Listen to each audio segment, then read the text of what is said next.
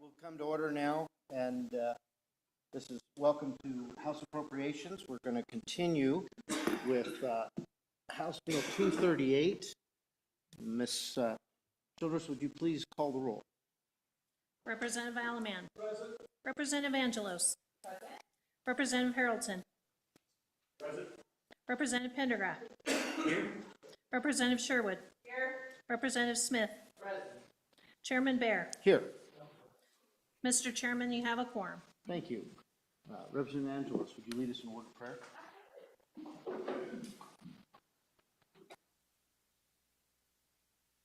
For the people who are willing to do the work of the state of Wyoming for the people. We pray that you will give us wisdom in how we do this today, Lord. Wisdom in both chambers, Senate and House, wisdom in appropriations, and that you will guide our steps and protect our state. In Jesus' name, amen. Representative Pendergraft.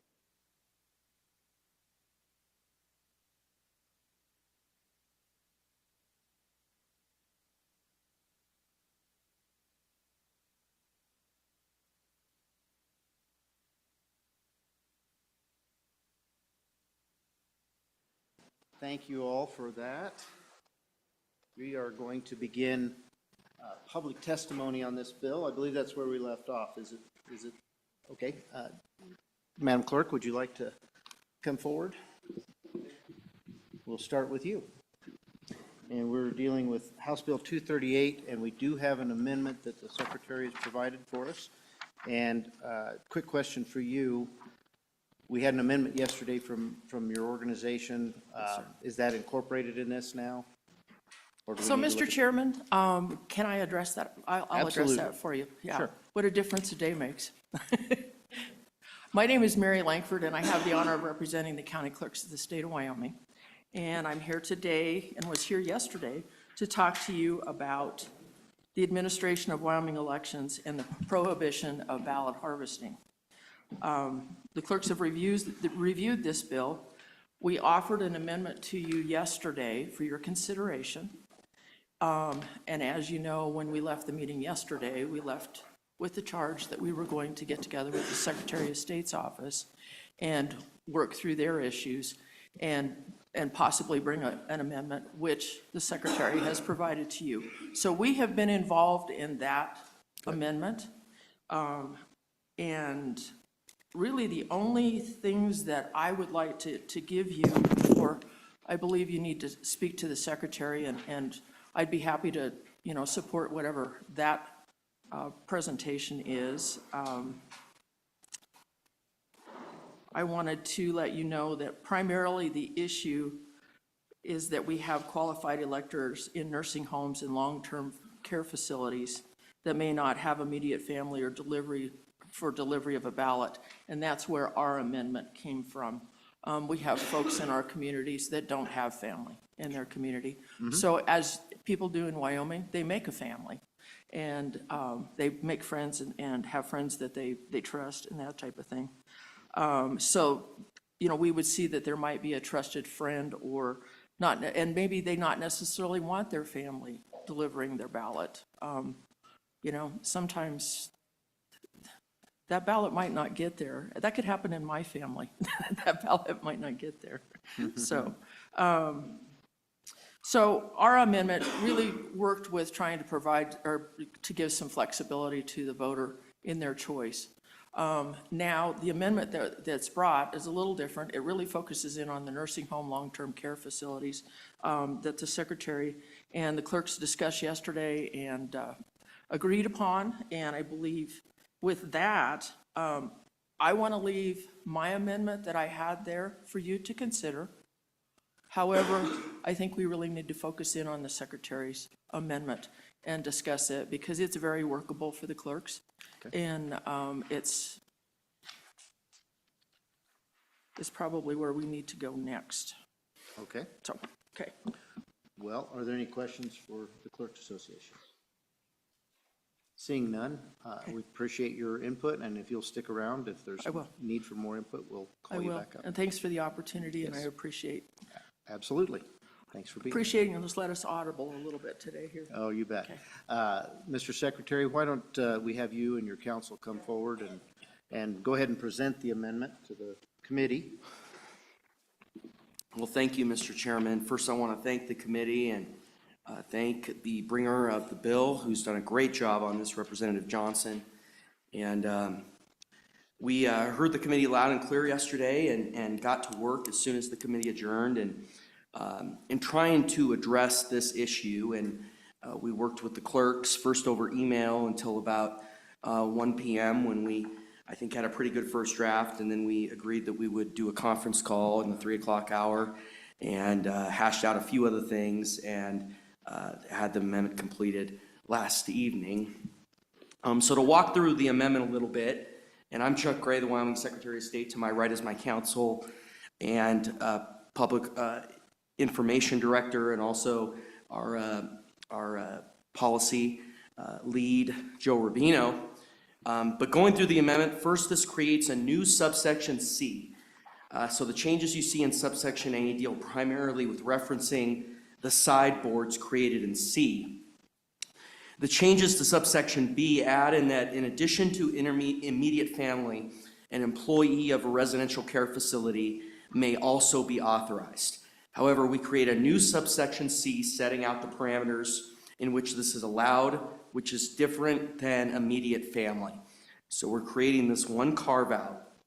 Then the changes to subsection C detail the process whereby an employee of a residential care facility, which includes a number of facilities, including a nursing home, assisted living facility, adult family home, or community-based residential facility, may deliver an absentee ballot, but only if the employee also submits an affidavit at the same time on a form prescribed by our office, specifying that the employee has been authorized by the elector to deliver their ballot. And this was modeled somewhat off of Indiana. They have an affidavit that they use, and appreciate Clerk Freeze. She helped in considerably in thinking about that issue.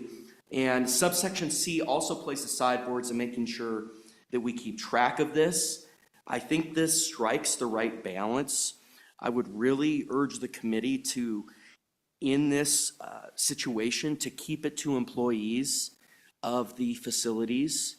And I think that's an important part of the carve out that we did discuss with the clerks. And I certainly, I don't want to put words in their mouth, I think that having this narrowly tailored, I think we're there. We did debate considerably putting a cap on the number of ballots that that an employee of the residential care facility could bring in. We decided not to put that in here. And I think part of the trade-off is we keep it narrowly tailored to employees, but we don't have the cap. And so I think that's where we ended up. And I think we're striking the right balance on addressing this if the committee chooses to. Any questions for the Secretary? Go ahead, Representative Pendergraft. Thank you, Mr. Chairman. Mr. Secretary, regarding that cap, having worked in such a facility, I can see where it's actually a benefit to have one contact, that all the residents understand this is who you go see, and as that. So I think that was a good move. Wouldn't you agree? Well, Mr. Chairman, we did think about that, and Clerk Irvin brought up in the Wheatland context that they have a facility there that has that very same situation. And so, yeah, I think we made the call on it. But I do think maintaining the employee infrastructure makes my mind feel a little better on where we're at on that compromise. Further questions? Representative Harrelson. Thank you, Mr. Chairman. Secretary, thank you so much for being here today and for bringing this. I appreciate the language. One question I did have on the subsection B, no person shall deliver a ballot to the clerk unless the person is the qualified elector who is casting the ballot. The person is immediate family of the qualified elector. The readout just, is there a reason we took out the or? It didn't read quite, and maybe I'm not reading it quite right. But with that also a second question. We want immediate family to do this. That should be our goal. Our goal should be that immediate family does this. And if immediate family can't do this, or in the cases we heard from Ms. Langford, maybe we don't trust the family to do this. We might not make it there. It might get stuck on the seat and be found 2 weeks later, or something like that. Then that's different. But I think if we can make it where the family's involved, I think that we're going to have a better outcome. Is there a way that we could word this where it's like, if family cannot, then an employee can? I mean, just talk about that and brainstorm with me on that. Mr. Secretary? Thank you, Mr. Chairman. The reason that I believe the the or is deleted is that in B, the list is now 3 things rather than 2. So the or actually gets moved to, or the person is an employee. So it's qualified elector who is casting the ballot, comma, the person is immediate family of the qualified elector, comma, or the person is an employee. So I think that's what we're doing there. It's an interesting question, Representative Haraldson. We did have one draft that had a line that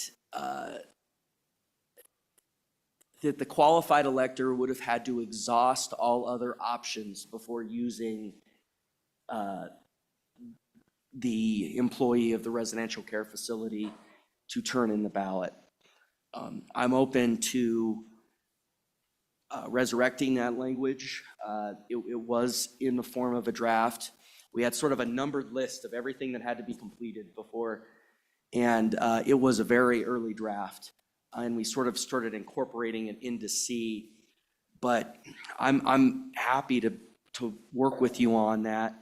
It was in a draft but the issue with that is, how do you confirm? And then I know the clerks don't want to put words in their mouth, but they're going to say, how do we confirm that the qualified elector has exhausted all the options? Then you put that in the affidavit? So then the person turning in the ballot, who's filling out the affidavit, is confirming that the qualified elector whose ballot they're turning in that isn't there has exhausted all their options? Do you have another affidavit that the qualified elector's filling out that then the person turning in the ballot turns in for them? It's just, it's an interesting concept. I do want to again emphasize, you mentioned that this should be the last resort, and I really think it should. There are many states that do not provide this option.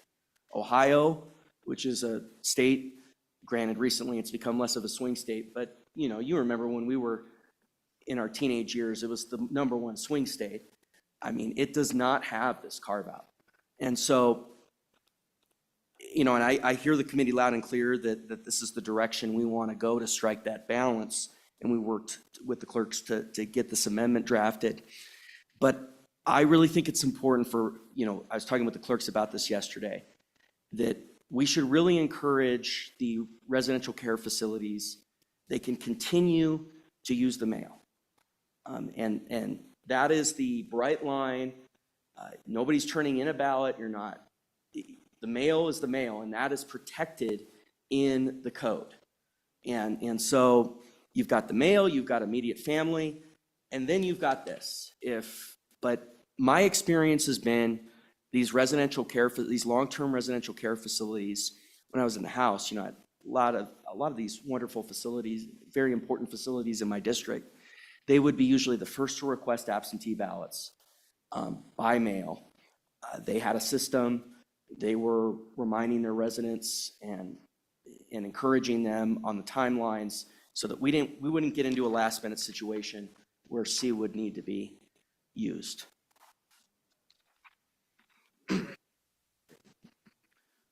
Thank you very much. Thank you. We'll open this up for public comment. Before we get to agencies, there was an elected official in here. I think he's left. So is there anyone from the general public that isn't representing an association? Okay. Mr. Doherty.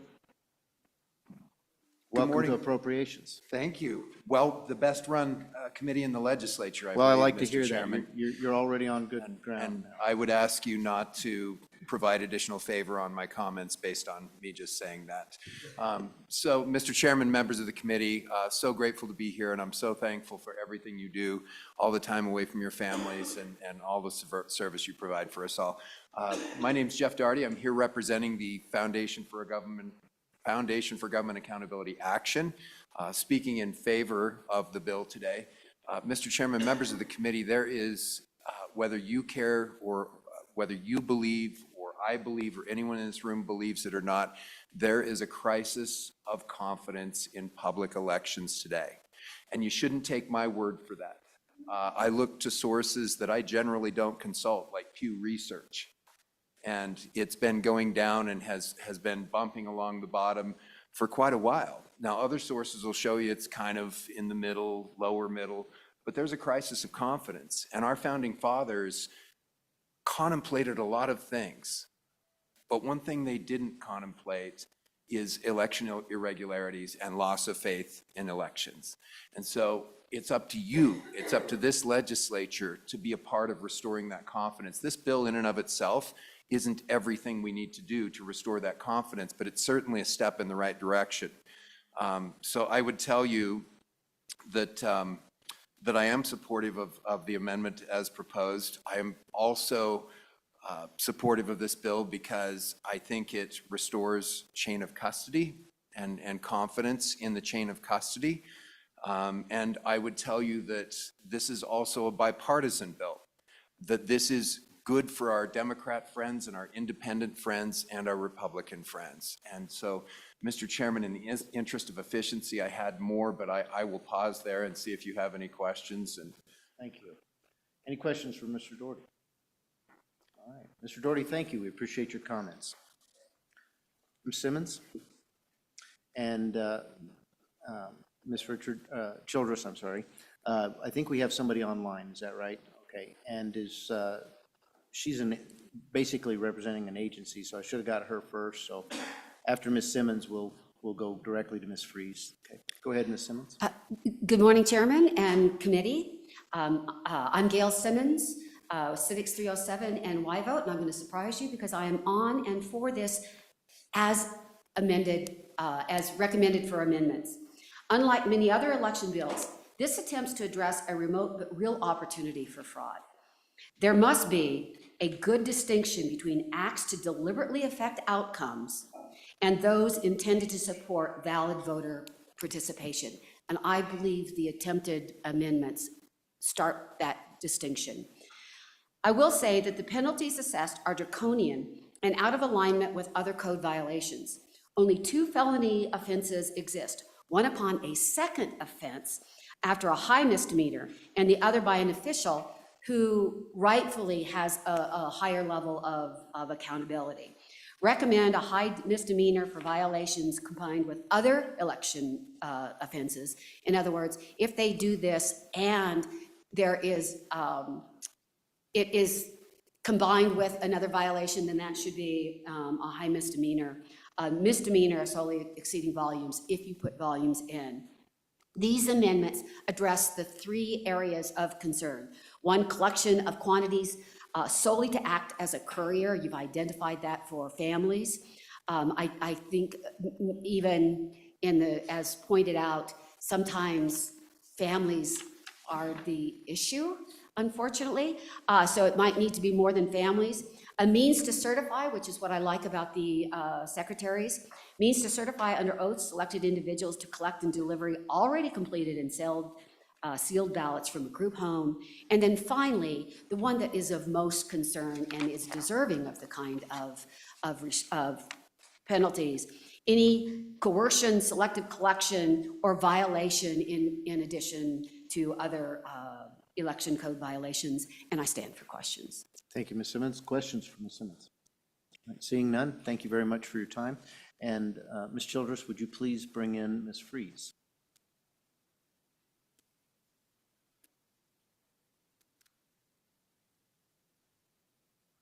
Clerk Freeze, welcome to Appropriations. Thank you, Mr. Chairman and members of the committee, and thank you again to the Secretary of State for working with us yesterday on what was a real good meeting on trying to find a answer to this. So we appreciate that. I just wanted to add to what has already been discussed. I think it's always good to know how many instances have we had of ballot harvesting. And so I've worked here for 44 years and I've never had one person come in and say that their ballot has been missing, or because you do have to, in Wyoming, you have to ask for your absentee ballot and then it's your responsibility to get it back. And I know personally in our instructions on our absentees, I specifically put that into our instructions in 22, that the absentee ballot is yours and it's your responsibility to get it back. And honestly, just that little bit of instruction had big consequences in our county. People were not bringing even their husbands back. So, and they told me that. They said, no, the ballot is supposed to come back by me. So I think people are getting it, understanding that they need to take responsibility for their ballots. Just a side note that really doesn't have a lot to do with this, but there is a bill in Congress, HR 5658. It has passed the House, and it will require all of the states to have tracking of all absentee ballots through the mail system. So I think that there'll be another section maybe where people will have more confidence that their ballots are getting back because they'll be able to track those. So with that, I'll stand for any questions you have. Thank you, Clerk Freeze. Any questions for the clerk? Representative Sherwood. Thank you so much for being with us today.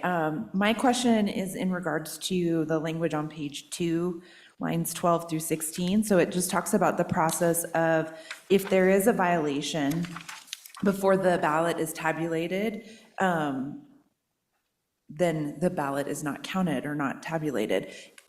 Is there a current practice of notifying the electorate that their ballot has been soiled or set aside, or like there was some mistake and that needs to be rectified? Thank you. Go ahead, Clerk Freeze. Mr. Chairman and Representative Sherwood, so if there is a complaint filed against something, or if we find, like if you don't sign your absentee envelope, that's a requirement of the statute, then we do reject them at the counting level.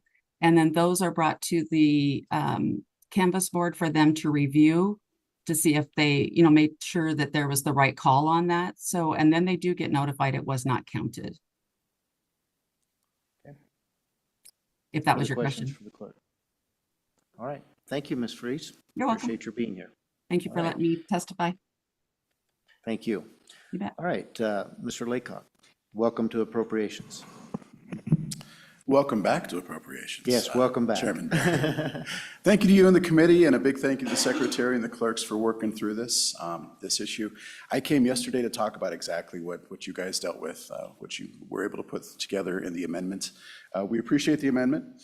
In talking to some of my regional cohorts, so the people that have my job in other states, this is something that they've seen with well-meaning bills that end up unfortunately making it a little more difficult for nursing home folk to have their ballot counted. So good work. We appreciate the amendment. This is a bill that's been up, I think, 3 years in a row. I think Senator Olson brought this last year. It's complicated. We're agnostic about the bill itself, but I think one thing that jumped out to me was yesterday during Secretary Gray's discussion, he brought up what Ohio allows for. And that's kind of what's gotten us stuck the last couple of years, is that immediate family. Then we talked about blood relative, and then, well, can I bring this for my mother? Can I bring this for my brother who maybe lives in a different household? So you guys have a heck of a job ahead of you. Good luck, but we appreciate the amendment very much and appreciate the work of the Secretary and the clerks. All right. Any questions or comments from Mr. Laycock? All right. Thank you very much for being here. Any further comments? Anybody would like to testify on this? All right. Do we have anyone online, Ms. Childers? All right, we'll close public comment. Committee, what's your pleasure? Representative Harrelson. Move to pass. Move to pass. Seconded by Representative Allemand. All right, let's work the bill. Page 1. Page 2. Mr. Chairman. Representative Harrelson. Thank you, Mr. Chairman. I would like to, at this time, move the it'd be our second copy, or the corrected copy of the Clerks and Secretary of State's amendment to page 2 of House Bill 238. You've heard the motion. Is there a second? Seconded by Representative Angelos. All right. Any discussion on the amendment? Representative Harrelson. Thank you, Mr. Chairman.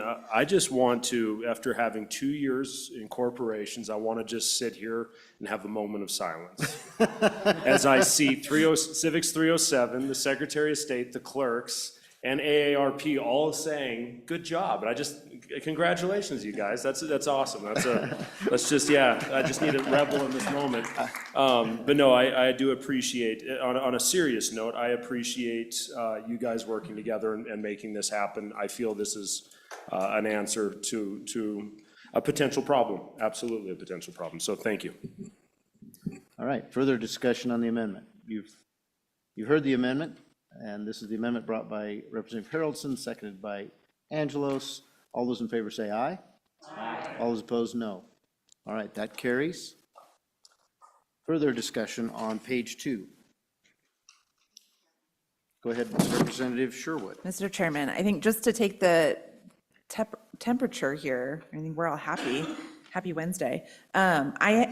On page 2, line 18, we are talking about felonies, and that does seem a little aggressive to me. And so I wanted to take the temperature of the body and do a conceptual amendment to reduce that to a misdemeanor. Okay, you've heard the question. Any comments? Any discussion? I think that's the answer, Representative Sherwood. All right. Okay, on to page 3.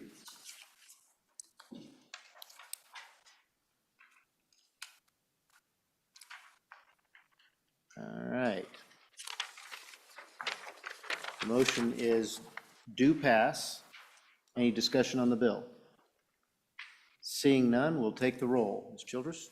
Roll call vote, House Bill 238 do pass with amendments. Representative Alaman? Aye. Representative Angelos? Aye. Representative Harrelson? Aye. Representative Pendergraft? Aye. Representative Sherwood? No. Representative Smith? Aye. Chairman Bear? Aye. Mr. Chairman, 6 aye, 1 no. Thank you, and that is dispatched. Representative Johnson, I believe you'll be carrying this on the floor and managing it, and I would anticipate you doing the same with the committee amendment as well. Okay?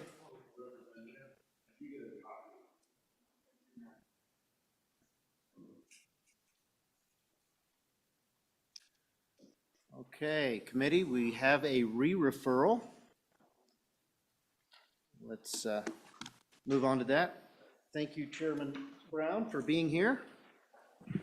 Thank you, and thank you to the secretary for giving me the heads up, as well as the vice chairman for giving me a call this morning. Let me know you guys are going to hear this bill. Committee, what you have before you is a pretty simple little bill. Don't want to call it good because sometimes that doesn't connotate that we're trying to do what good things are inside of it. But what you'll see before you is an efficiency study bill. The committee worked this bill in the interim in conjunction with the 2 bills that we had for revenue generation, one of which passed out of the House, sitting over in the Senate now for introduction.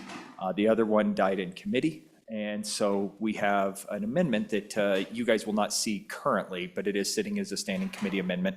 And that is on page 2. You'll see that this bill is only in place if both of those bills were to go into action. Since House Bill 29 did not make it out, we struck that language in committee. So this would only go into effect if House Bill 33, vice versa, I'm sorry, if this bill is signed into law. And so what you have here, Mr. Chairman, is a $750,000 request coming out of the road fund. You guys have the prerogative to change that fund or discontinue the funding all in general. But what we're trying to do, as you'll see, is do an efficiency study. The committee felt very strongly through the interim that if we're going to divert $70 million a year, that we want to make sure that agency is running shipshape, and that if there's any efficiencies we can find within that agency, we can be able to implement those in the interim for next year. So that's in essence what this bill does, Mr. Chairman. I do have the director behind me if you guys have any questions about the funding.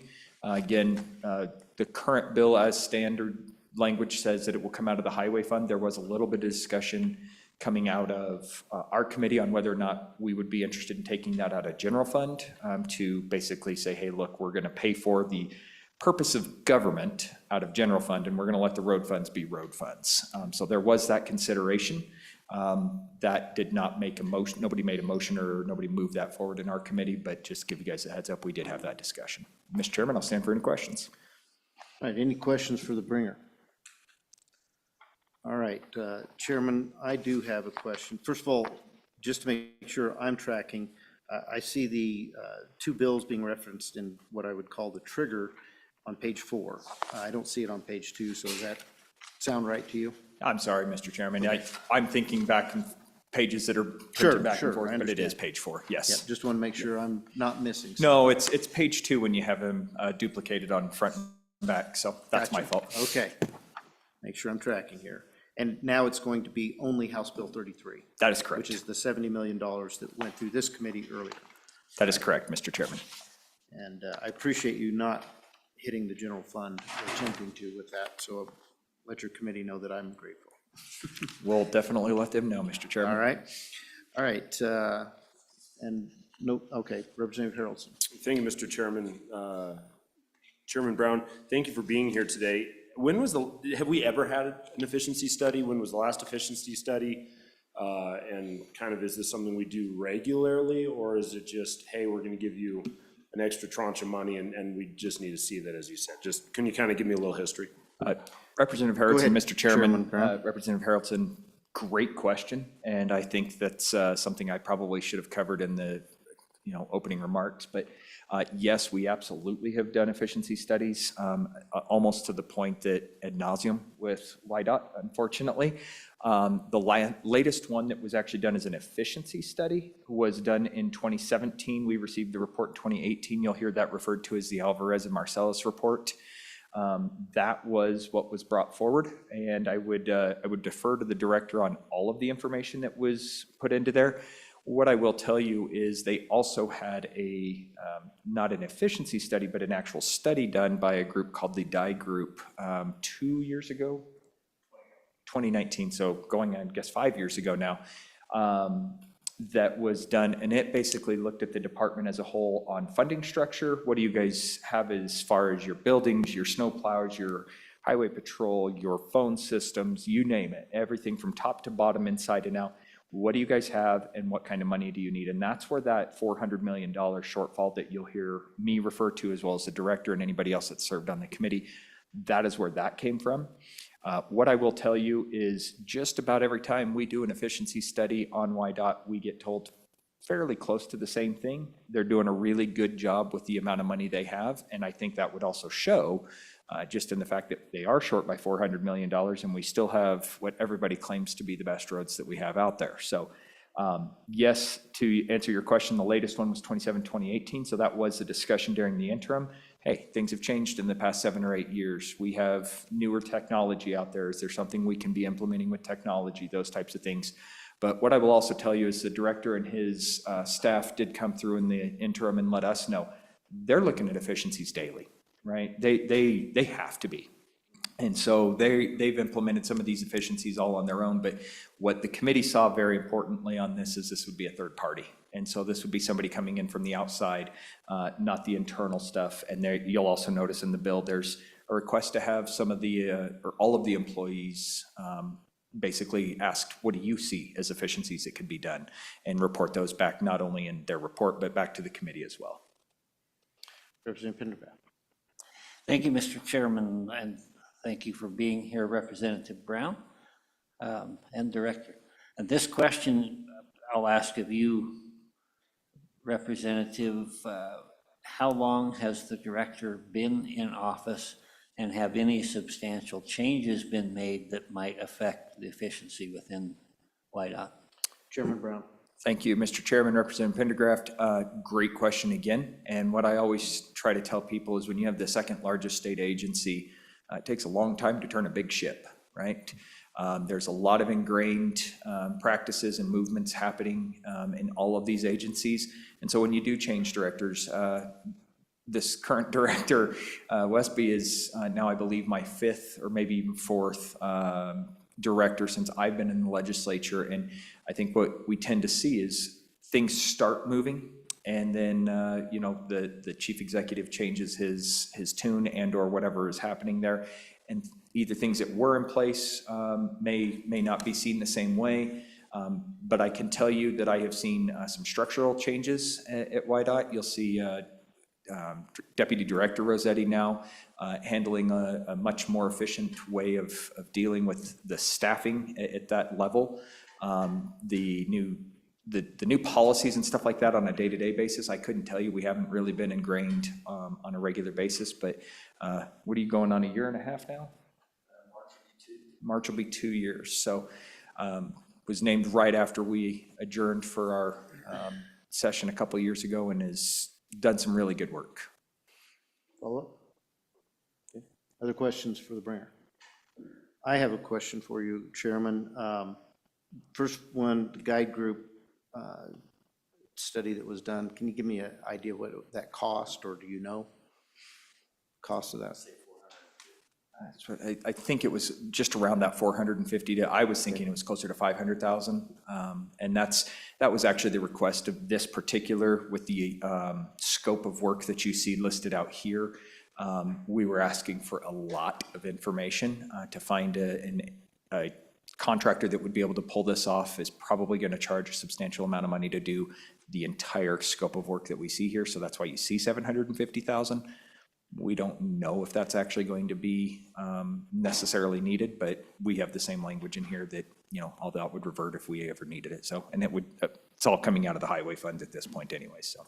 Okay, well, you know, we worked hard to get, and you worked harder than us when you brought it to us. We did our part on that 70 million, and, you know, that's, you know, a considerable amount of work that the department could be putting to the roads, and we're putting it to a study. So my question is this, you know, we're short a considerable amount based on that guide study.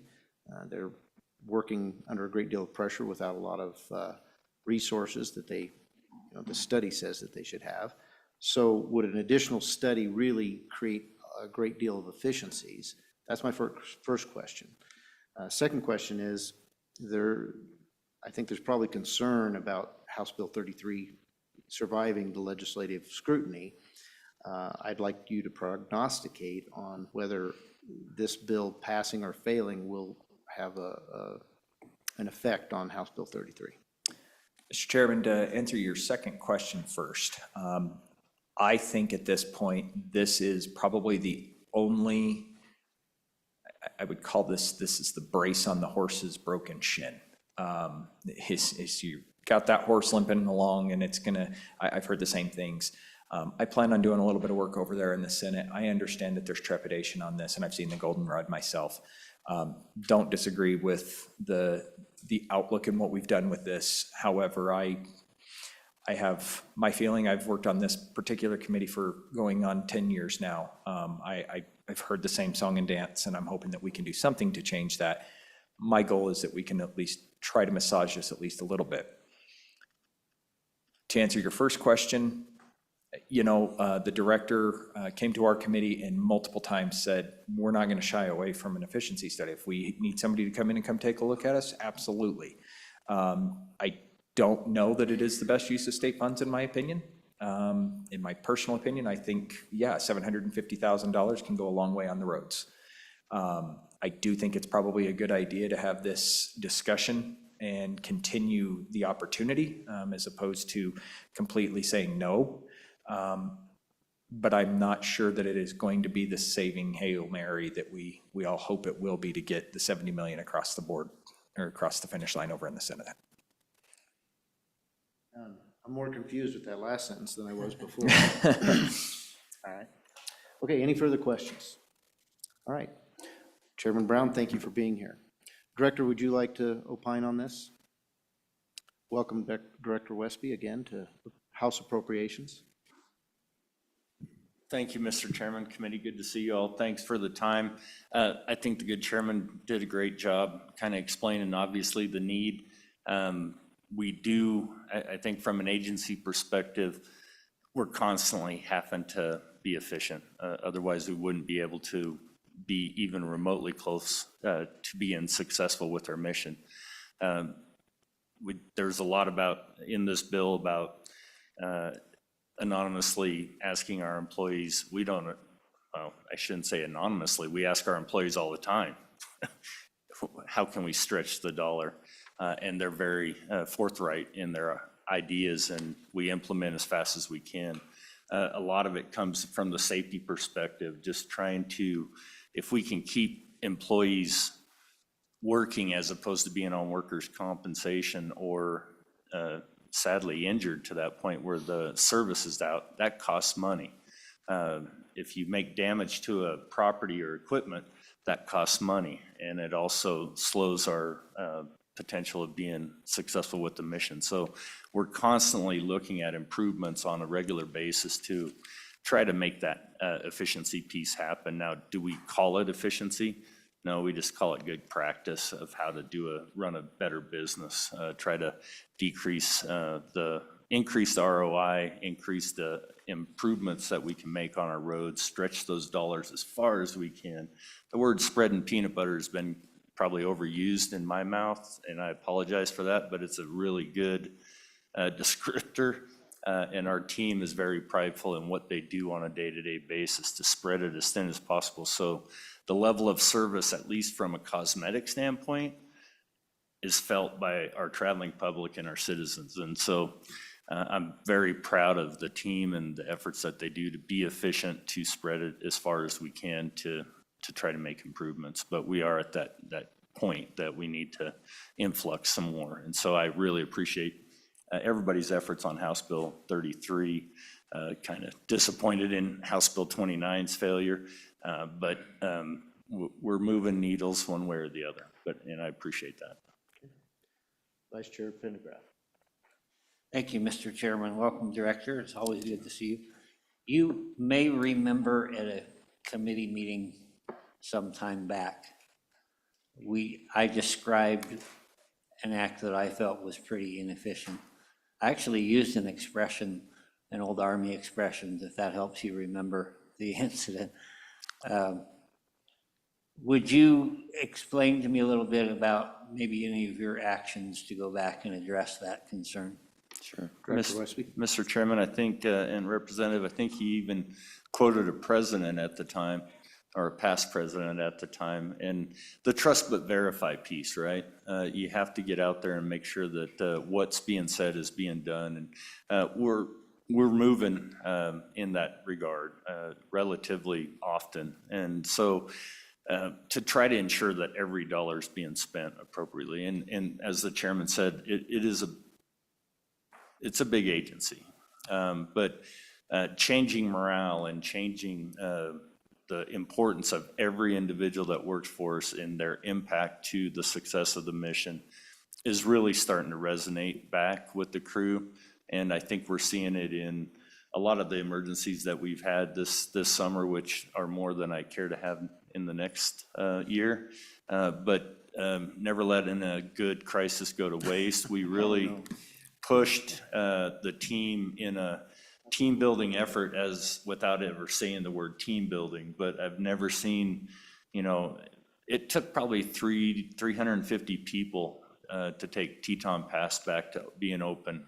And it wasn't just the 2 people on the ground, it was 200 people back in Cheyenne supporting the people that were on the ground in Teton County. But the cohesiveness of the team that came back was pretty significant. And then we had the fires throughout the year. And just seeing the people giving up their holiday weekend to get out there and get those fences put back up before the cattle got out, and saving potential conflicts with vehicles on an interstate going, 75, 80 miles an hour and hitting a livestock would be devastating. And so they saw the pride and the passion, and they work hard. And to your trust but verify, I think a lot of that kind of comes inherently now, and we're building the morale, trying to ensure that everybody, like I said, understands their impact in this agency, regardless of how big we are and how small you think you are in the agency. Everybody has an impact. And so, I think it's resonating back. Representative Smith. I just want to thank you for the culture that you are building within the agency. Having a family member that took a substantial pay cut to join your agency, there's a lot more job satisfaction within the agency than the prior agency, and so the pay cut isn't as bad just because they enjoy working for you. So thank you for that and all you do. Mr. Chairman, Representative, thank you for those comments. It's a big agency, but we try really hard to ensure that people feel that their efforts are being recognized. Okay, further questions for the director? Representative Alaman. Thank you, Mr. Chairman. Thank you, sir, for being here. I really like the idea of an independent agency, but I really get a lot of heartburn when I see that it's going to cost $750,000 to have that agency. Is there any possible way that we can have an independent agency that really does answer to you, but really doesn't? I know that's pretty confusing. Someone who's going to look at our problems and give you ideas without you having your thumb on them. Is that a possibility at all? Thank you. Director Westby. Mr. Chairman, Representative, it's a great question. We have an internal review department within our agency that's tasked to do a lot of things that could be tasked to do something what you're talking about. My only concern, and I think it was discussed in committee, if we do it internally, because I don't think we can do it externally, much less than what's described in the bill for what we're trying to accomplish. If we do it internally, will you believe us? I mean, will you take what we say that it means that we're right? And not to say that we're distrustful or you're distrusting of us, but what is the gravity behind the report that's submitted if I do it internally? Again, I can tell you, we do this on a regular basis. We don't write up a fancy report and submit it to you all. We're constantly trying to improve on a regular basis. So if, say, the funding was stripped and it gets modified on the floor and it basically says, why not do your own efficiency study? We could probably perform it internally, but my concern is then I'm going to have a document that how many people in the legislature will take it as gospel. And those are always the things that we think about. I can come back to you with a report on what we've done over the last 2 years just to be efficient. And I can continue that every year if that's the desire of the body.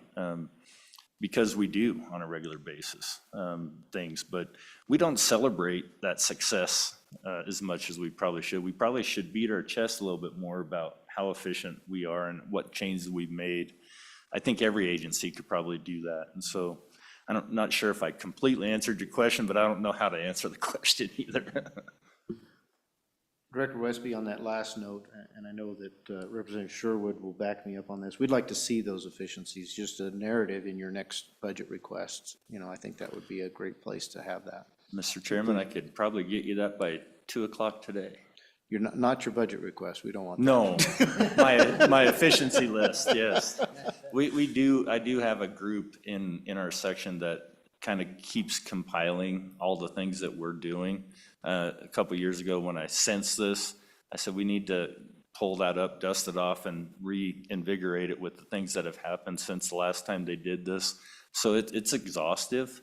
It's a very prideful list in my report. We probably need to, like I said, beat our chest a little bit more. But definitely I could probably get you just a quick list today. Please do that, and then also I do encourage you to include the highlights in your budget request. We'd like to hear that. Representative Harrelson. Thank you, Mr. Chairman. Director, thank you for joining us today. And it's an interesting conversation. One of the things, and I'll say back when I first became a legislator, your department, not YDOT, right, but state parks were one of my first jumps into the deep end, so to speak. And at that time, I was very impressed with what you and your team brought forward. But I'm going to ask a question of you and how you're running your department. If you were to take and look at, we just, right before we got into this, we talked about a project you did. If you were to look at a project you just completed on a personal level, and you were to look at an agency that you run on a professional level, would you say that you've put the same amount of energy into both in the realm of making sure that you come out with the best product for the least amount of money? Mr. Chairman, Representative, thanks for that question. It's probably a little bit deeper than I care to get into. I would say yes. I'm wired that way personally. I don't think I have a half button. And I think hopefully my leadership style is empowerment and supply any resources necessary to let them do their job.